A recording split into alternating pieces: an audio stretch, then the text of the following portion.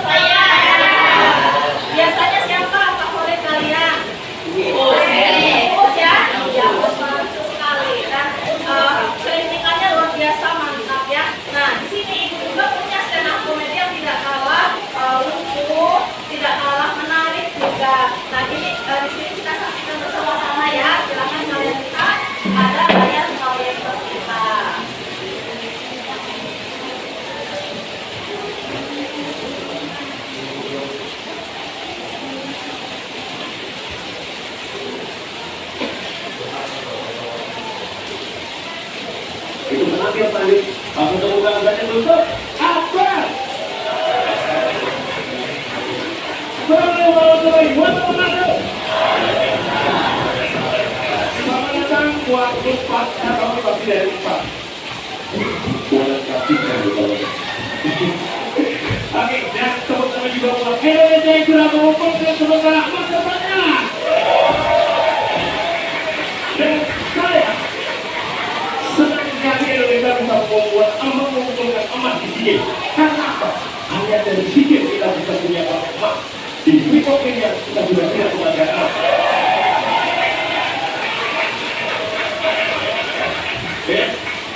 Kekayaan alam Indonesia sudah habis. Akhirnya apa yang dilakukan masyarakat Indonesia? Mereka mengeksplorasi kekayaan alam dari foto, kuntilanak, dan menghilang semuanya. Ya kan? Yang paling banyak mengumpulkan yang pertama kemarin dayung. Dayung Indonesia sih nomor 1. Karena apa? Memang karena apa? Hanya di Indonesia yang kita mendapatkan medayung itu atau kemudian karate, adalah pikiran kotor. Kenapa di Indonesia kotor masih tanpa bisnis? Timbul pertanyaan saya, timbul jawabannya. Karena hukum di Indonesia ini lemah lain dengan hukum negara lain. Di Arab, pencuri benda dipotong tangannya. Di Indonesia, pencuri uang negara dipotong mata tahanannya.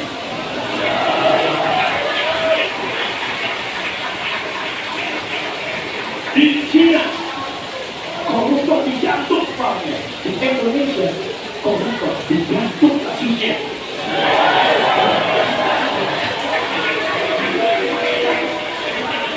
Dan lainnya, di Indonesia semua ilmu, kebanyakan ilmu kalau diterapkan di hukum Indonesia tidak akan cocok.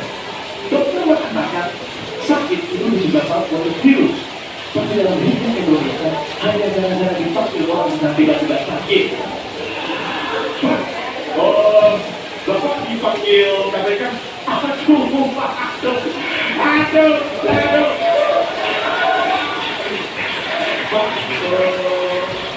Bapak dipanggil polisi, Pak. Bapak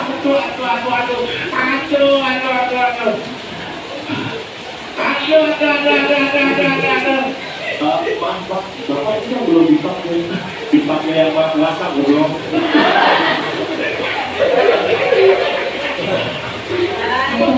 Indonesia sudah menerapkan yang namanya katakan tidak pada korupsi. Iya. Buat pejabat yang sudah menerapkan, bapak korupsi, tidak. Oke, sudah cukup ya kita saksikan videonya. Bagaimana anak-anak, menarik tidak? Menarik. Menghibur tidak? Menghibur. Ada kaitannya antara video stand up comedy yang baru saja kita saksikan dengan teks anekdot. Apa kaitannya? Kalau stand up comedy itu disajikan dalam bentuk cerita lucu, menghibur kita, membuat kita tertawa gitu ya. Tetapi di dalamnya punya sindiran. Dia tujuan utamanya adalah untuk mendidik, sama dengan anekdot seperti itu. Teks anekdot juga dia menyindir tentang segala bidang kehidupan, tetapi disajikan dalam cerita lucu. Baik, kira-kira siapa yang bisa menyimpulkan dari video yang baru saja kita tonton? Kira-kira video ini menyindir tentang masalah apa? Oh, pintar semua, semangat semua ya. Nenya, silahkan. Begini.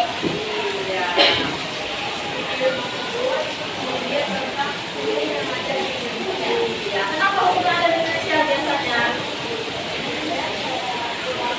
Iya, kurang adil gitu ya. Oke, silahkan duduk, tepuk tangan dulu. Baik, mau nonton film lagi kak?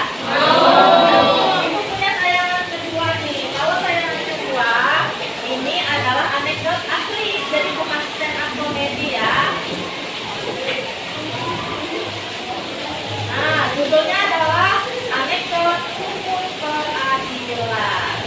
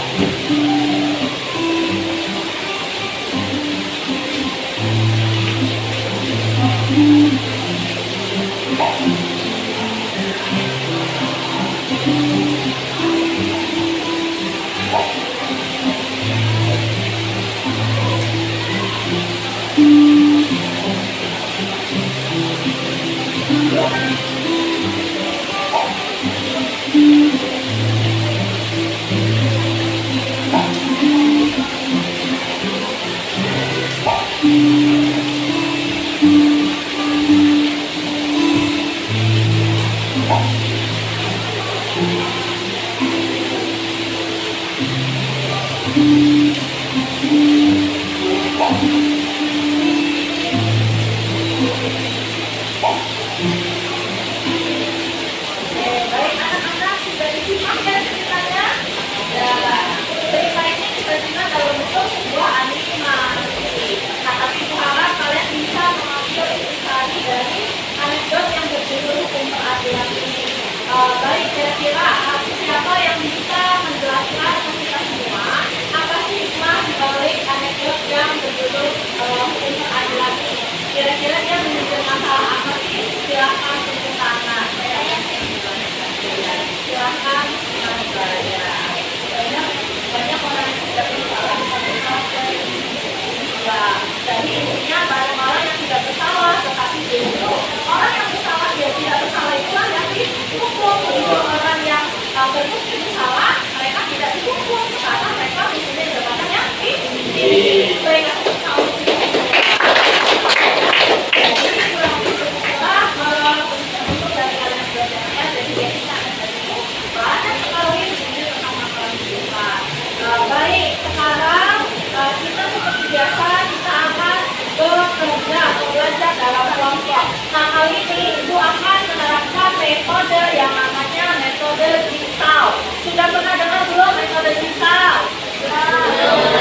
Sudah pernah ya? Iya, jadi metode jigsaw adalah metode pembelajaran yang membentuk siswa ke dalam dua kelompok. Yang pertama namanya ada kelompok ahli dan yang kedua adalah kelompok inti. Apa itu kelompok ahli? Kelompok ahli adalah gabungan dari beberapa siswa yang ahli dari materi tertentu. Misal, nanti ada kelompok ahli 1. Tugas kelompok ahli 1 itu hanya menjelaskan materi tertentu nanti yang akan Ibu tentukan. Misalnya, kelompok 1 mempelajari tentang struktur bagian abstrak dan orientasi.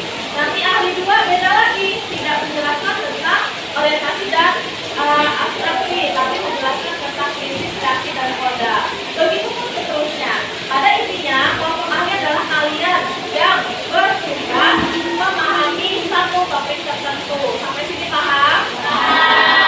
Baik, sekarang Ibu mau bentuk kalian ke dalam kelompok yang namanya kelompok ahli. Nanti topiknya akan Ibu tentukan. Kalian akan membahas tentang apa? Silakan nanti dilihat di slide.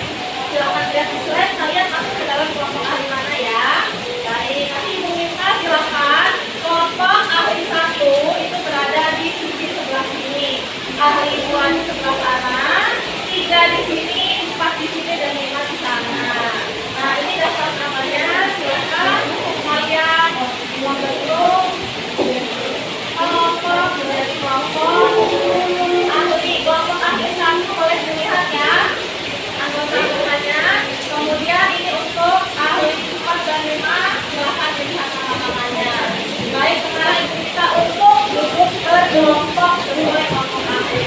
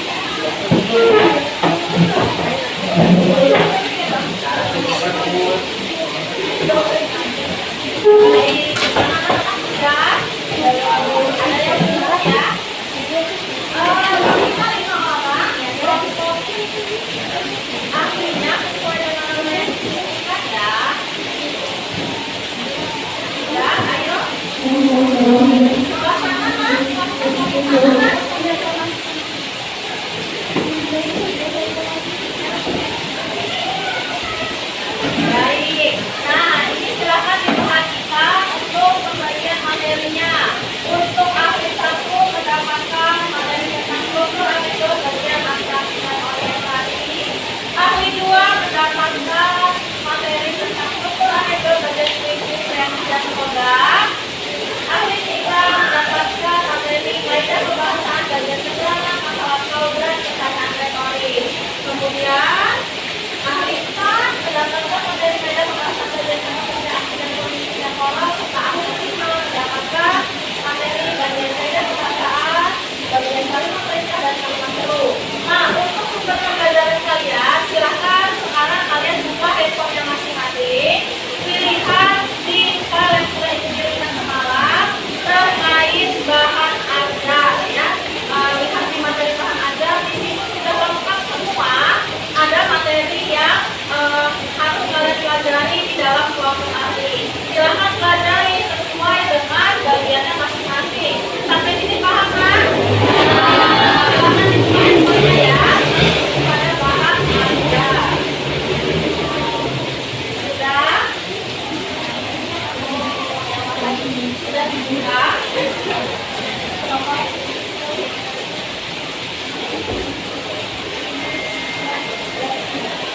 dibuka?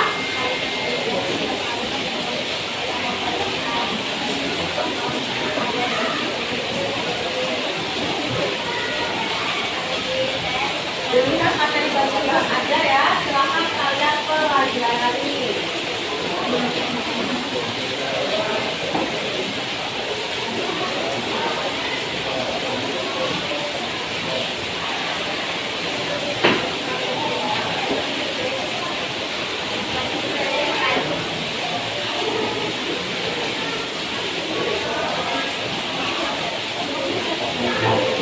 Baik anak-anak, kalian Ibu berikan waktu sekitar 20 menit ya untuk belajar di dalam kelompok ahlinya masing-masing.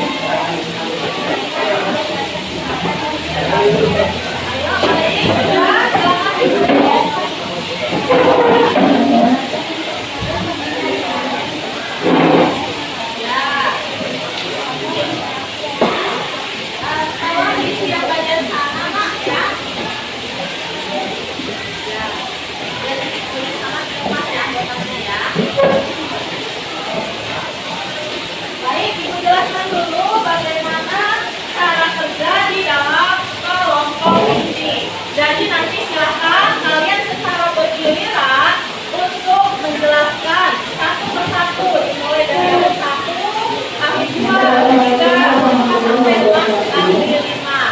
Dan kalian gerakan melakukan sampai dengan selesai. Kalau yang lain memperhatikan, hingga teman-teman juga menjelaskannya. Baik, itu mulai dari sekarang silakan berdiri. Siapa yang punya pertama kali melakukan.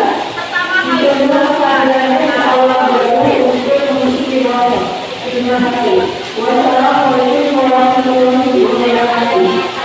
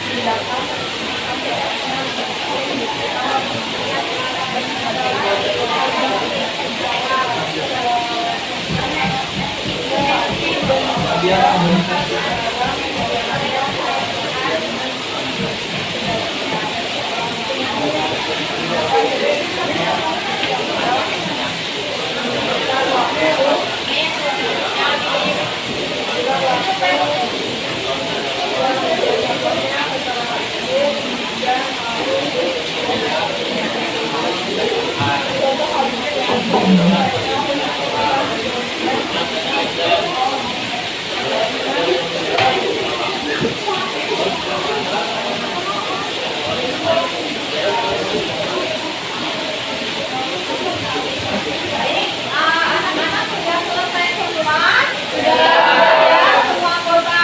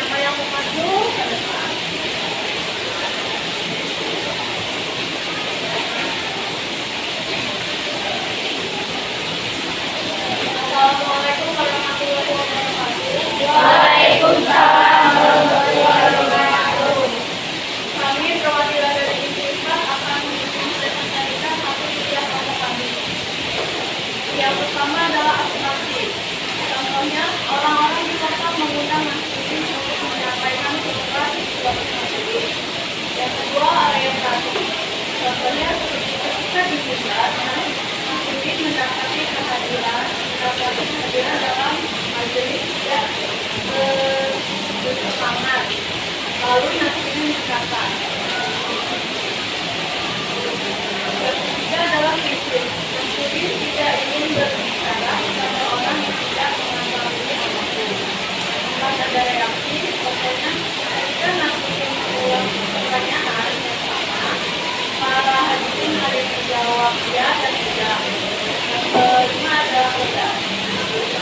Baiklah sebagian yang sudah tahu bisa menjelaskan kepada sebagian yang belum tahu.